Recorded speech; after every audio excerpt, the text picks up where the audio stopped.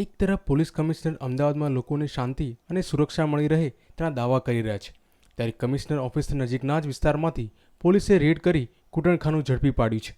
શહેરના ગિરધરનગર વિસ્તારમાં આમ તો તે ભીડભાડવાળો વિસ્તાર છે, જ્યાં મહિલાઓની અવરજવર પણ થતી રહેતી હોય છે.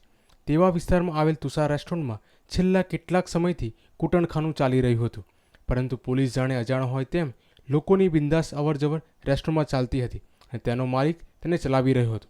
પરંતુ આજે બપોરના સમયે અચાનક જ પોલીસ દ્વારા રેડ કરવામાં આવી હતી અને રેસ્ટોરન્ટમાંથી 9 જેટલા કપલ, 2 મહિલા અને કૂટણખાનું ચલાવનાર માલિક અને તેના મેનેજરની ધરપકડ કરવામાં આવી છે.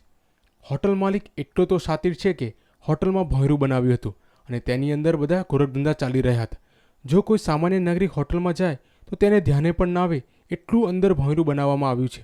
અહીં દારૂ પણ મળી આવ્યો હતો. પોલીસને એ પણ જાણવા મળ્યું છે કે બંને મહિલાને કોલકાતાથી લાવવામાં આવી હતી.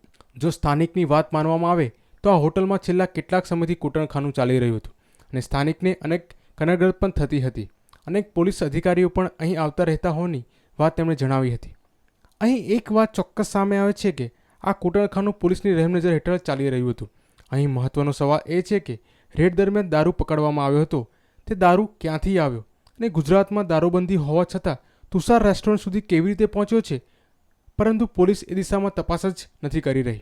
જોવાનું રહેશે આ કૂટણખાનું કેટલા સમય સુધી બંધ રહે છે કે થોડા સમય બાદ ફરીથી ચાલુ કરી દેવામાં આવશે. કેમેરામેન ગુરુબક્ષ સંધુ સાથે કશ્યપ જોશી, ન્યૂઝ ઓનલાઈન, અમદાવાદ.